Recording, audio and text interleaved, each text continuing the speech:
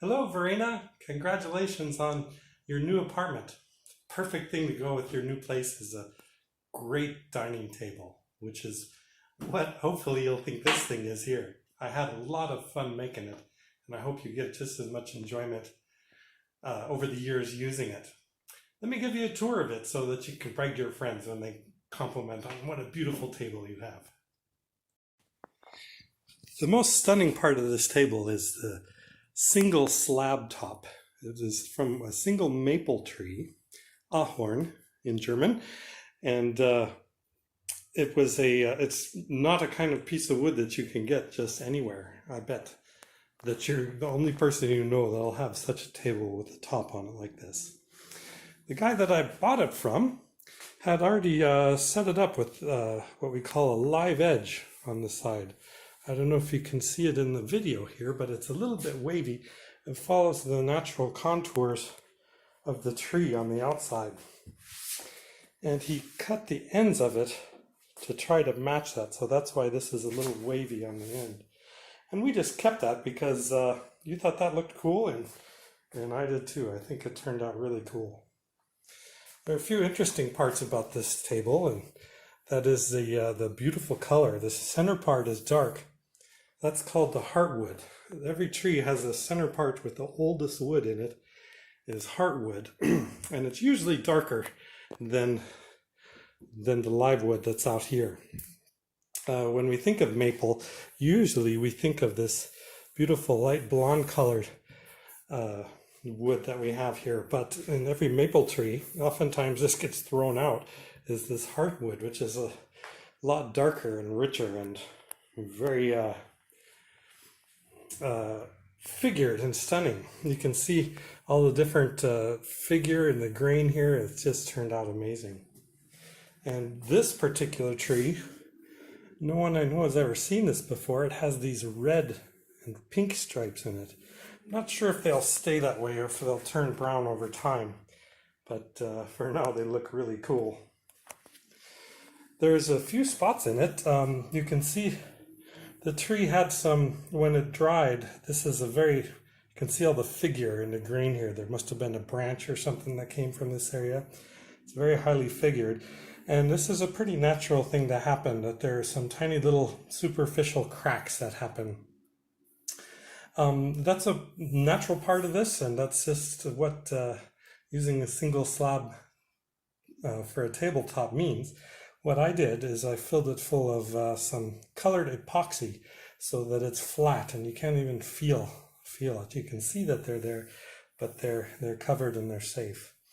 I did that in a few other spots here too. For example, this very outside bit here had been must have been eaten by ants or some kind of insect when it was in the tree still.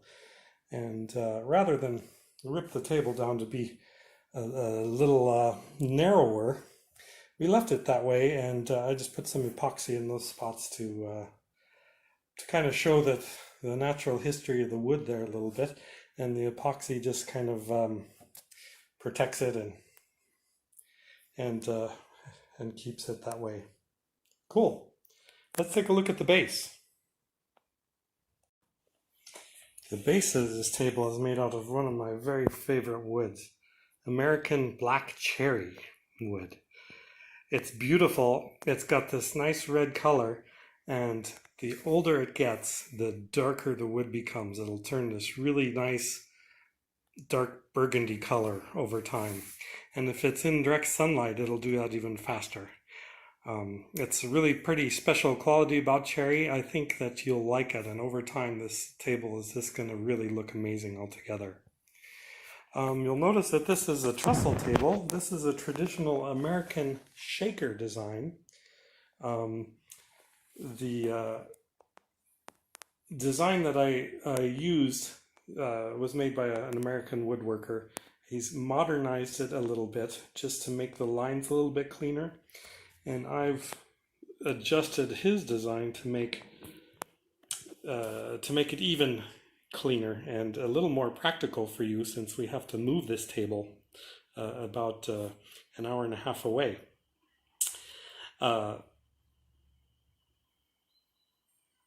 I think it turned out kind of nice. I spent a lot of time matching the wood up so that all the parts look natural together, which is something that always takes a little bit of extra time. The end pieces are drawboard together. There's no glue. They're just held together with, you can see there's a little dot. There's a peg that goes all the way through there. It holds the tenon. It holds the post into the foot. Kind of a neat little technique, but there's not even any glue in that. That'll stay. Those pieces don't come apart.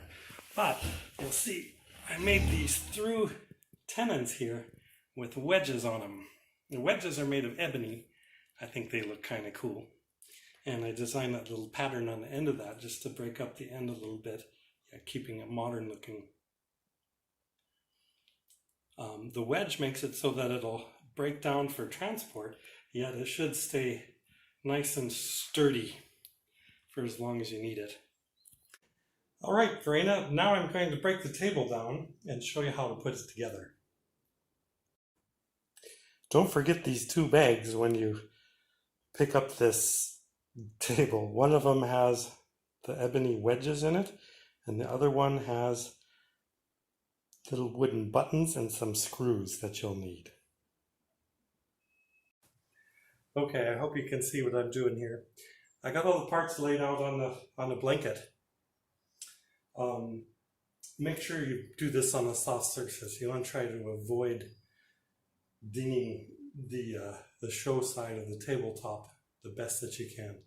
So go ahead and make sure your floor is clean. Put down a clean blanket with no pieces of dirt on it or globs of glue or any little hard spots on it, because that stuff, when you put some weight on it, can actually put a dent in the tabletop. So like I got here, I have it laying on a blanket and I got all the parts laid out. You can notice that I left the center stretcher, the center batten screwed in, and that helps line everything up. There are these little triangles on everything, and they make it easy so that you can line everything up. The way I have it here, the triangle that's on the center batten there, the top of it points up this way. So all the triangles we want on everything to point this way. And you'll see what I mean by that when we start to put this together. For example, this side here has a half a triangle on it. And it actually matches with the other one. If you put them together next to each other, you can see there's one big triangle. So you know which one is left and which one is right and which direction they go. So when this one turns over, you'll notice that the top of it points this way, and we're on this side of the table. So this one will go right here once it's done. Well, let's not get ahead of ourselves with that. Let's just get this thing together. I'm going to set this up and I'm going to point the triangles that way so that when I turn it over, they're all pointing this way. If you have a small space, this is a good way to do it. If you have lots of space, you don't have to work on this surface or on the floor or anything like this, however it works for you. But I'm going to set this up so the triangles point that way, and I have the left side here and the right side over here. Let me move that one into this space. You can see I have a triangle that goes this way over here. So the top, when I put it together, I can match them and make a whole triangle. And you notice that doesn't work if they're in the wrong order. That's not a triangle. Make the triangle, put it together, and that way you can make sure that everything's lined up the way that it's supposed to be. So once you have that, we'll put that on this side of the table, get it out of the way. And then we're going to put in the trestle. This one has triangles on it too. I put two of them on here so it makes it easy. When we put it in, you want to make sure that the triangle points the same direction as this one does. So right now it's pointing this way. I want to turn it around so it points this way. And I know I have all the triangles facing up so you can see them when you're working on them. If you can't see the triangle, you know you got it in upside down. So look at the triangle. I'm going to start on this side. I'm just going to bend this a little bit and hold this with my right hand. And I'm just going to put this tenon, slide it into the hole. And it's pretty tight, but it goes through nice and easy. You can see. Now that's in. Be a little careful so it doesn't fall out. And let's put the other one on.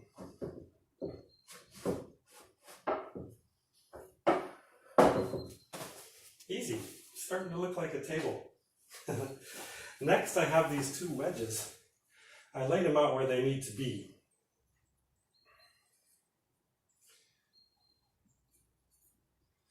I forgot to say something. Let me show you. On this tenon, you'll see there's a giant B here on this one. There's also a B you can see written on this wedge. That means this wedge goes into this number B tenon. The other one says A on the tenon and A on the wedge. So that you kind of have to remember, because I put it in a spot that it's hidden so you don't have a big B standing out while you're trying to look at the table. You can see it's gone. But now I got this B wedge. They're individually made for each side, and if you get them wrong, one is going to stick up really high and the other one is going to go really low. If that's the way it goes in, it just means that you put the wedges in the wrong tenons. One of them might not fit so easy too. So once you get them right, put them in, and it's important not to just start pounding on it, because you could damage this little part of the wood, the cherry, the part on this thing where it goes in. So drop it in, make sure there's a little bit of a gap right here, and just push it down. Once it gets all the way down, that's fine. Let me put the other one in.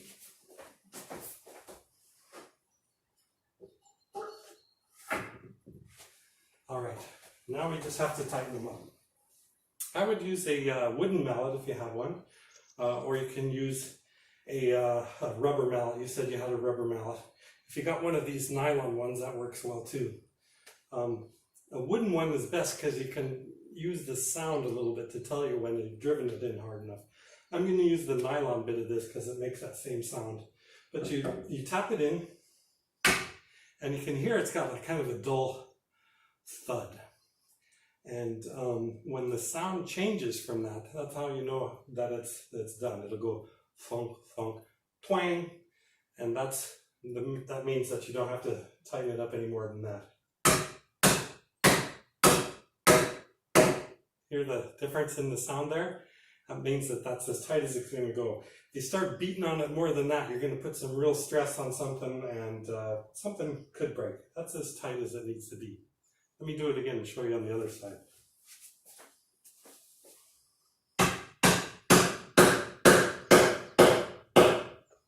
That's it. Now we have a table. Since the triangles I have are pointing that direction, I'm going to flip the whole thing over like this so that it's married up with the well, first I'm going to put them on the side so they're pointing straight up.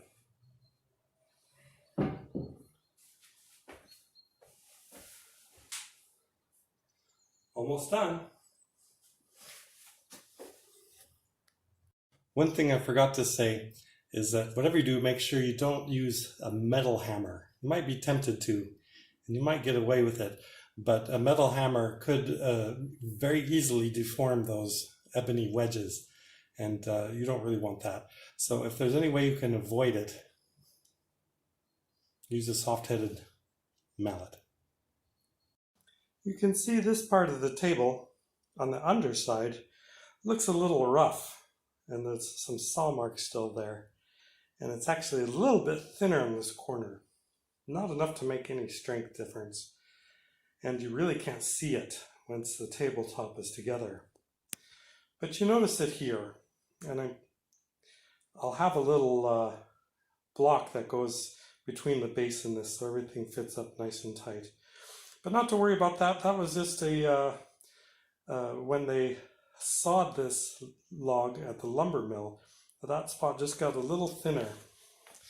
And when it was flattened by CNC machine, by the guy I bought this slab from, instead of bringing the whole thing down to make it thinner, they left it at that and just left that one corner like that. It doesn't make a difference to the way it looks or anything structural about the table, so not to worry.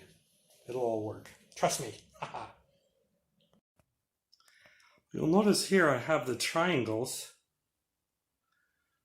so they're pointed up on the base, and the triangle in the centerpiece is pointed right at us.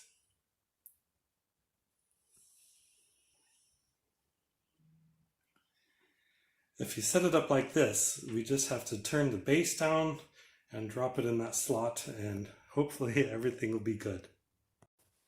Okay, I'm going to show you how I flip the base over and get it lined up to the top.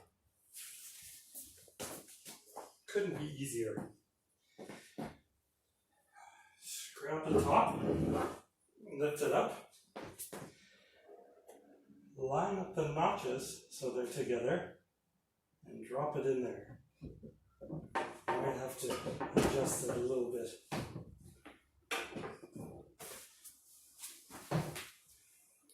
That's all there is to it.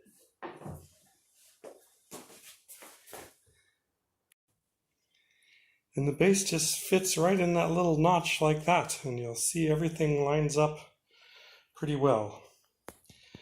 This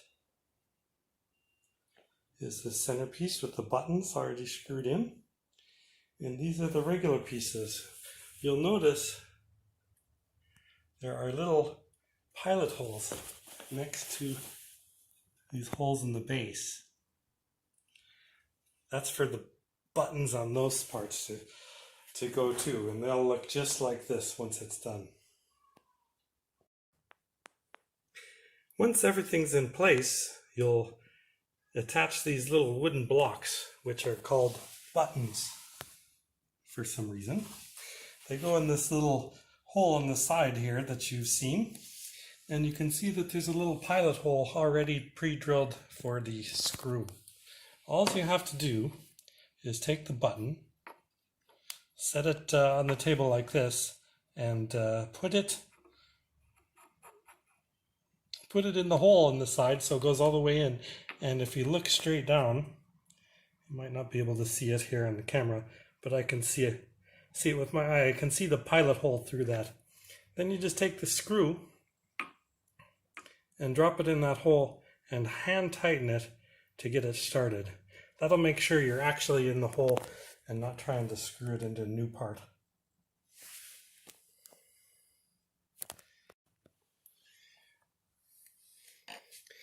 Once you have it started, we can take our T20 screwdriver, put it in that screw, and just tighten it up nice and snug.